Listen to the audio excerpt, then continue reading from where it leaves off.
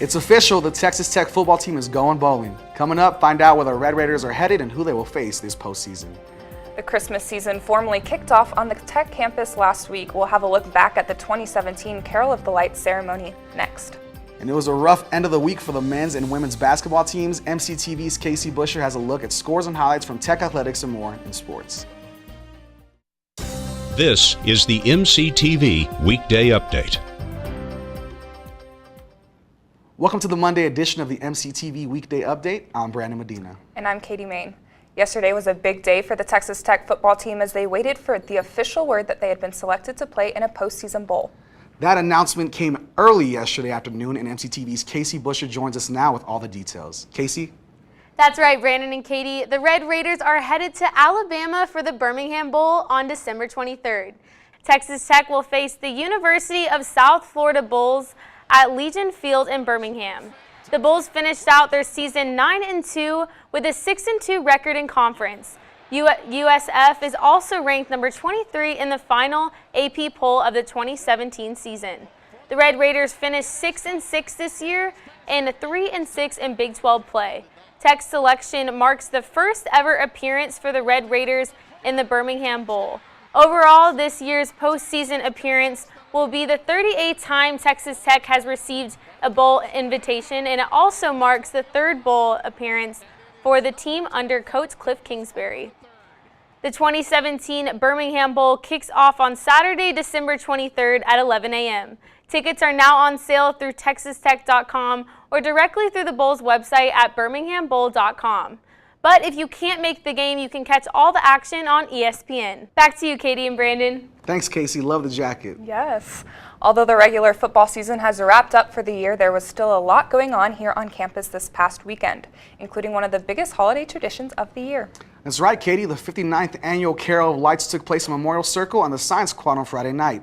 MCTV, in conjunction with KTXT FM, broadcasted a live stream of the event on Facebook, bringing the sights and sounds to Lubbock and beyond. Lights began in 1959 with a small group of Residence Hall students singing carols in Memorial Circle and a display of roughly 5,000 lights. Through the years, Carol of Lights has grown into a well-recognized West Texas tradition that brings students, faculty, staff, alumni, and friends together from all across the globe to celebrate the holiday in the Red Raider spirit.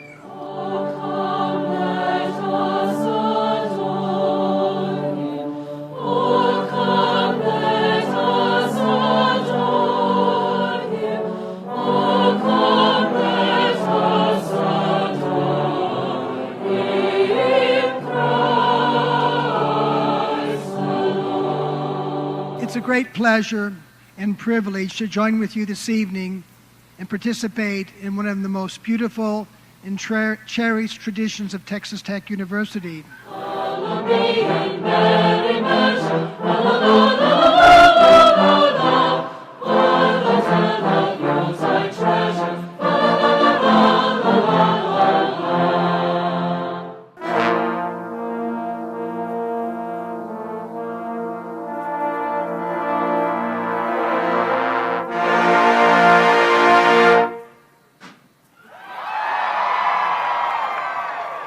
On behalf of the Residence Halls Association, thank you for joining us this evening and celebrating our Miracle on Memorial Circle.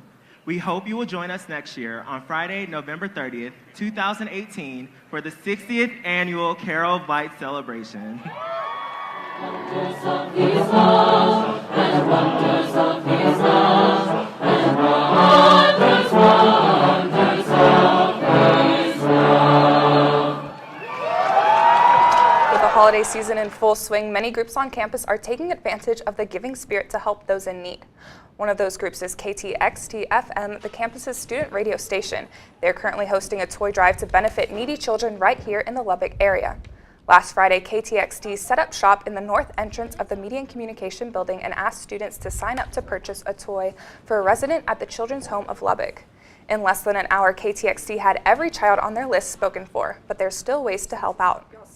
The idea kind of behind this is we have so much here at college, like just being college students. We've got such a good opportunity that a lot of people don't get. And so the children at the children's home are there, like they're not there through any fault of their own.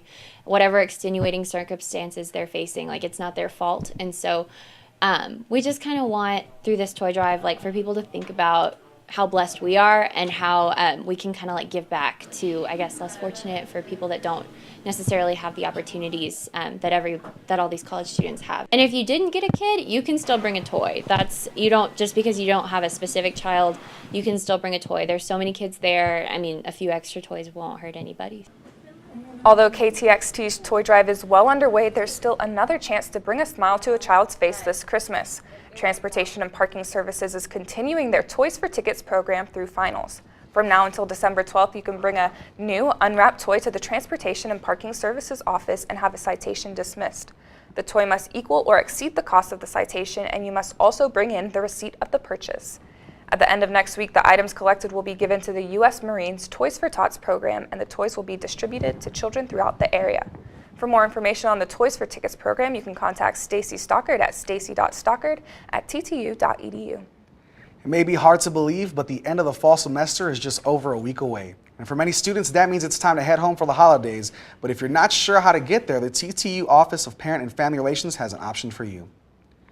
Tickets for the annual Winter Break Shuttle are currently on sale. The Break Shuttle is a bus trip that takes students from the Tech campus to Austin, Dallas, Houston, and San Antonio. The buses will depart from the band lot behind the music building on Thursday, December 14th, and they will return to campus on Sunday, January 14th.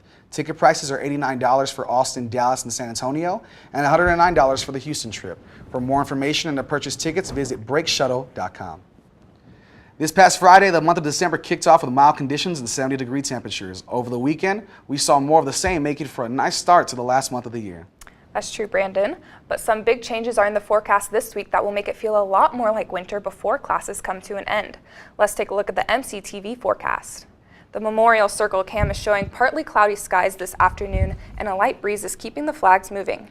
Temperatures have been mild again today, with highs predicted to reach the mid-70s by late afternoon. But after sunset, some big changes are headed our way as a cold front moves into the area. Wind speeds will begin to increase until midnight, and we could see gusts as high as 40 miles per hour. Those winds will also drop temperatures into the mid-30s before sunrise. Tomorrow, the colder temperatures will stick around throughout the day, and highs are only expected to climb into the mid-40s. Skies will also be overcast starting around 10 a.m., so it should feel a lot more like winter as students head to class tomorrow morning. Overnight, temperatures will drop back into the low 30s, and we'll see a chance of rain starting around midnight. On Wednesday morning, the chances continue with a possibility of showers until noon. Wednesday's high should be a little warmer, with temperatures eventually making it up to the 50 degrees mark before sunset. After sunset, the skies will slowly begin to clear, and we could see the temperatures fall into the mid-20s. On Thursday, students heading to 8 a.m. classes will face one of the coldest commutes of the year. Temperatures will stay at or around freezing until mid-morning. Thursday afternoon, we should see partly cloudy skies and temperatures climb slightly into the upper 40s. Overnight, skies will clear and temperatures will again drop into the mid-20s. Thursday night could be one of the coldest nights we've seen this season. Looking ahead, temperatures will increase slightly as we head into the weekend. As we mentioned earlier, the Texas Tech Red Raiders have just received word they are heading to the 2017 Birmingham Bowl, but they aren't the only team celebrating a postseason berth. MCTV's Casey Buscher joins us in the studio with a look at the biggest games on the schedule in sports. Casey. Thanks, Katie and Brandon. Yesterday afternoon, the selections for all 40 of this year's bowls were announced online and throughout social media. And 4 of those bowls caught the attention of the entire country. The college football playoff selections were made yesterday, and there was a lot of noise about Alabama taking the 4th spot in the playoffs. Many thought Ohio State would take the 4th spot after winning the Big Ten championship, but the committee chose the one-loss team, Alabama. Ohio State lost by 30 points to unranked Iowa in November and second-ranked Oklahoma in September. Alabama finished the season with 1 loss to Auburn before slating for the SEC championship. Regardless of people's thoughts on the selections, the college football playoff will contain some very exciting games. Since 2014, Alabama has made the playoffs each year under coach Nick Saban. For the 3rd consecutive year, Clemson has made the playoffs. Last year's national championship finished with Clemson on top 35-31 over Alabama. Looking forward to this year's college football playoffs. The men's basketball team has been a very dominant force in the NCAA so far. Last week, they traveled to New York City to take on Seton Hall. The Red Raiders fell 89-79, bringing their overall record to 6-1. Keenan Evans had his third 20-plus point performance of the season as Culver Stevenson and Zach and Zahir Smith finished in double figures. Recapping the game, Coach Beard said, "I think in basketball, victory favors the more aggressive teams. In the first half, where we were playing better, thought we were the more aggressive team. Late in the game, it's hard to keep doing that because you have to take the first shot when you're playing come from behind offense. But I think I can confidently say without watching the film, Seton Hall was the more aggressive team than Texas Tech tonight. We have to get that fixed." Tomorrow, you can go to the USA to watch the Red Raiders take on Nevada at 7 p.m. If you can't make it to the game, you can catch all the action on Fox College Sports. The Lady Raider basketball team also had some tough luck last week as they took on the LSU Tigers last Thursday here in Lubbock. The women put up a fight and even within 3 points of the Tigers in the third quarter. Unfortunately, LSU was just too much for the Lady Raiders, coming up with the win 48-40. The women's team followed up Thursday's game with another disappointing loss to the Houston Cougars on Sunday. Tech led the Cougars multiple times during the game and even went into halftime with a 2-point lead. After the break, the teams went back and forth until the Cougars pulled out front in the fourth period. At the end of the game, Houston outscored the Lady Raiders 79-75. Next up, Texas Tech takes on New Mexico on Wednesday. Tip-off is set for 8 p.m. in Albuquerque. The Big 12 football championship is back for the first time since 2010. This past Saturday, the second-ranked Oklahoma Sooners and the number 10 TCU Horned Frogs competed for the championship at AT&T Stadium.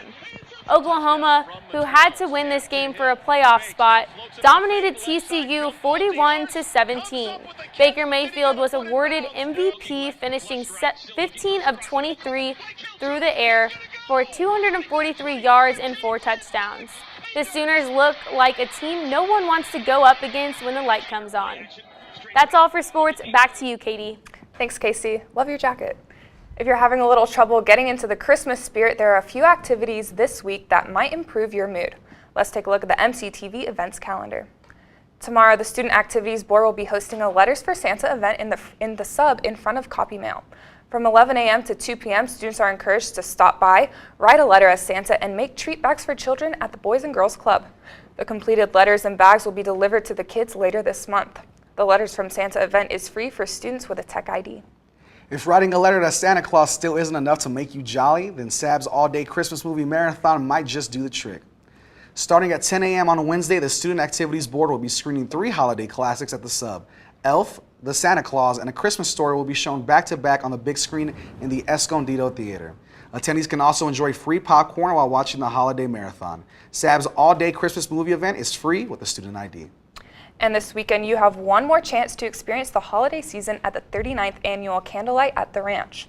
Every year, the National Ranching Heritage Center decks the halls and the various buildings with Christmas decorations dating from the 1780s to the 1950s.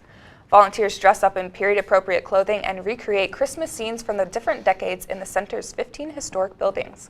Attendees tour through the various buildings, finishing off in the barn with a classic holiday dance that includes hot cocoa and apple cider. Candlelight at the Ranch takes place Friday and Saturday night starting at 6:30 p.m. The event is free and open to the public. So Katie, do you have any big plans for the Christmas holiday? Honestly, just catching up from all the sleep I did not get this semester. What about you? The same thing. Advanced reporting was pretty rough for both of us. I know. We're almost there. We're going to make it. Almost there. Hopefully. That's all for the fall edition of the MCTV Weekday Update. Thanks so much for joining us, and be sure to check out ttuhub.net every day for more news. We'll see you in the spring.